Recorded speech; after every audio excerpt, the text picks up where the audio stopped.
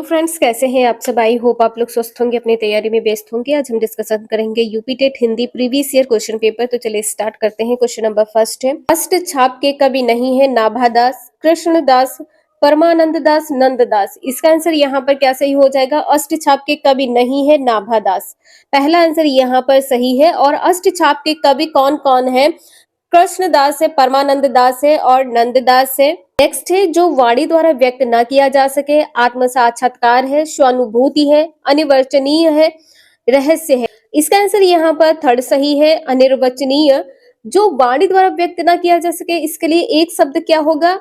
अनिर्वचनीय। Third answer यहाँ पर सही है। नेक्स्ट है, आचरण की सभ्यता किसका निबंध है? महावीर प्रसाद द्विवेदी, सरदार पोल सिंह, रामचंद्र शुक्ल या पद्म सिंह।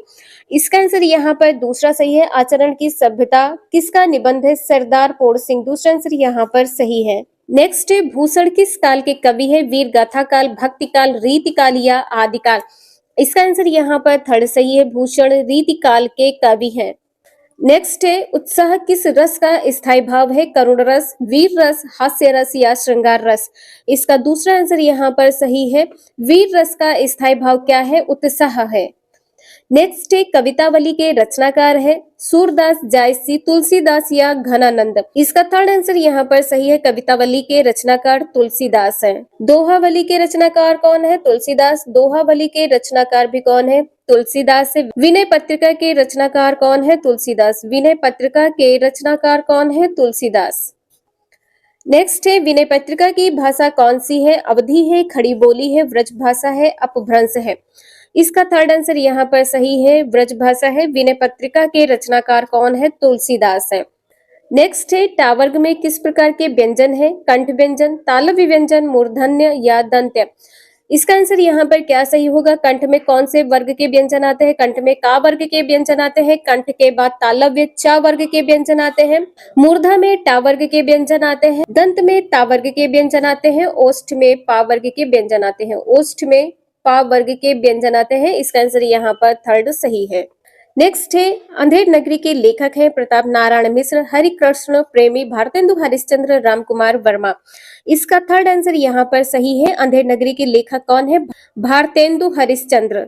आप लोग कमेंट करके जरूर बताइएगा, कर्पूर मंजरी के लेखक कौन है? कर्पूर मंजरी के लेखक कौन है? कर्पूर मंजरी के लेखक कौन है? नेक्स्ट है, आदिकाल में पहेलियां लिखने वाले कवि थे? जगनिक है, खुसरो है, सरहपा है या गोरखनाथ है। आदिकाल में पहेली लिखने वाले कवि कौन है? इसका आंसर यहाँ पर दूसरा सही है, खुसरो है। आदिकाल में पहेलियां लिखने वाले कवि कौन है? खुसरो है। किस बोली का प्रयोग करते थे? खड़ी बोली का प्रयोग, खड़ी बोली का प्रयोग करते थे। नेक्स्ट है, पेड़ से बंदर कूदा वाक्य में कौन सा कारक है? अपादान कारक है, कर्म कारक है, संप्रदान कारक है या कारण कारक है। देखिए यहाँ पर क्या है, पेड़ से बंदर कूदा है तो पेड़ से बंदर अलग हो गया है। पेड़ से बंदर अलग हो गया है तो यहाँ पर पहला आंसर सही हो जाएगा, अपादान कारक है। अलग होने के भाव में अपादान कारक का प्रयोग करते हैं। नेक्स्ट है, श्रृंगार रस का स्थायी भाव क्या है? हास है, रति है, क्रोध है, उत्साह है। इसका दूसरा आंसर यहाँ पर सही है, श्रृंगार रस का स्थायी भाव क्या है? रति है। हास्य रस का स्थायी भाव क्या है? हास्य। हास्य रस का स्थायी भाव क्या है? हास्य है। क्रोध किसका स्थायी भाव है? रौद्र का। क्रोध किसका स्थायी भाव है? रौद्र का। रौद्र का स्थायी भाव है। उत्साह किसका स्थायी भाव है? उत्साह वीर रस का स्थायी भाव है। वीर रस का स्थायी भाव क्या है? उत्साह है। नेक्स्ट है, निम्नलिखित में तद्भव शब्द है? भ्रमर है, अग्नि है, मस्तक है, मछली है। इसका आंसर यहाँ पर फोर्थ सही है। तद्भव शब्द कौन सा है? यहाँ पर मछली है। मछली का तत्सम शब्द क्या होगा? मत्स्य होगा। तत्सम शब्द क्या होगा? मत्स्य। नेक्स्ट है, चौपाई छंद के प्रत्येक चरण में कितनी मात्राएं होती हैं? 24, 16, 11 या 13। चौपाई में प्रत्येक चरण में कितनी कितनी मात्राएं होती हैं? 16 मात्राएं होती हैं। दूसरा आंसर यहाँ पर सही है, प्रत्येक चरण में 16 मात्राएं होती हैं। नेक्स्ट है, तेरी बरछीने बरछीने खलन के पंक्ति में कौन सा अलंकार है? रूपक अलंकार है, अनुप्रास, श्लेष या यमक। इसका आंसर यहाँ पर फोर्थ सही है, तेरी बरछीने बरछीने खलन के पंक्ति में यमक अलंकार है। यमक अलंकार में जो बरछीने, इसका एक का अर्थ क्या होगा? धारदार हथियार होता है और बरछीने का अर्थ क्या होता है? प्राण। बर छीने का अर्थ क्या होता है? प्राण होता है। और बरछी का यहाँ पर, बरछी का अर्थ यहाँ पर क्या होगा? धारदार हथियार होता है। नेक्स्ट है, हिंदी प्रदीप पत्रिका का संपादन किया है बद्री नारायण चौधरी प्रेमघन ने, बालकृष्ण भट्ट ने, प्रताप नारायण मिश्र ने, भारतेंदु हरिश्चंद्र ने।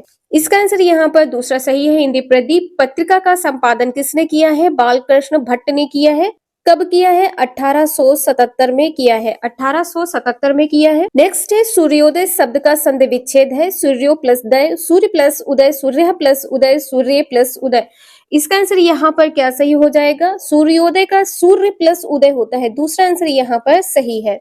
इसमें संधि कौन सी है? संधि गुण संधि। इसमें संधि कौन सी है? गुण संधि है। नेक्स्ट है, यथाशक्ति में समास है, अव्ययीभाव समास है, तत्पुरुष समास है, द्विक समास है, कर्मधारय समास है। यथाशक्ति, शक्ति के अनुसार, इसका आंसर यहाँ पर पहला सही हो जाएगा, अव्ययीभाव समास। नेक्स्ट है, इनमें कौन सा शब्द तद्भव है? मधुप है, भ्रमर है, मधुकर है, भवरा है। इसका आंसर यहाँ पर फोर्थ सही है, भवरा। नेक्स्ट है, मुद्री का तत्सम रूप है, मुद्री है, मुंदरी है, मुदरिका है, मुद्रिका है। मुद्री का तत्सम रूप क्या होता है? मुद्रिका। तत्सम रूप क्या होता है? मुद्रिका। नेक्स्ट है, निम्नलिखित में कौन सा निबंध हजारी प्रसाद द्विवेदी का नहीं है? अशोक के फूल, कुटज, विचार प्रवाह, व्रत और विकास। इसका आंसर यहाँ पर फोर्थ सही है, व्रत और विकास।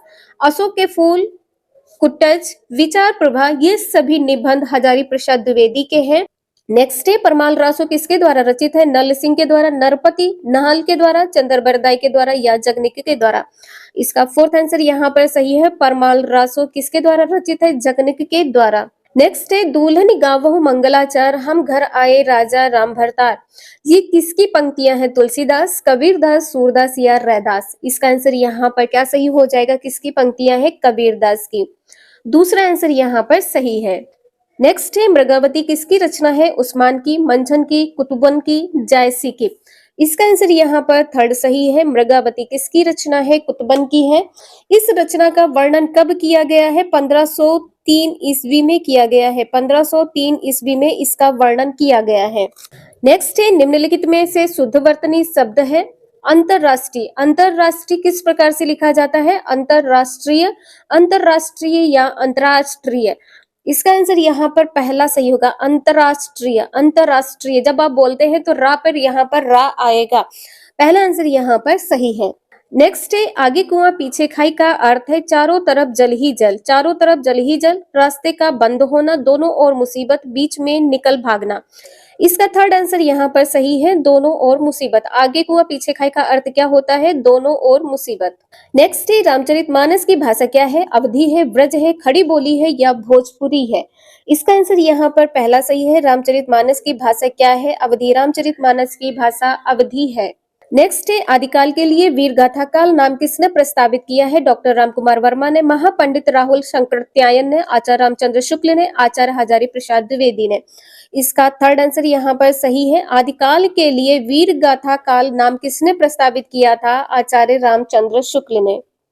नेक्स्ट है, उत्कर्ष शब्द का विलोम लिखिए। पतन है, अपकर्ष है, अपभ्रष्ट है, विकर्ष है। उत्कर्ष का क्या होता है? अपकर्ष होता है। दूसरा आंसर यहाँ पर सही। नेक्स्ट है, अनंत कादम्बनी के संपादक कौन थे? बाबू महादेव सेठ है, चंद्रधर शर्मा गुलेरी है, बद्री नारायण चौधरी प्रेमघन है, अंबिका प्रसाद व्यास है।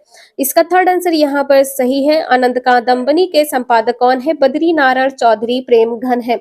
इसका प्रकाशन वर्ष कौन सा है? 1881 है। कहां से प्रकाशन इसका हुआ है? मिर्जापुर से। मिर्जापुर से इसका प्रकाशन हुआ है। यह क्या है? एक मासिक पत्रिका है। यह एक मासिक पत्रिका है, मासिक पत्रिका है। इसे ध्यान रखिएगा आप सभी लोग। ये सभी क्वेश्चन आपके 2016 में पूछे गए हैं। वीडियो यूजफुल लगे लाइक करें, चैनल को सब्सक्राइब करें एंड शेयर करें। Thank you for watching this video.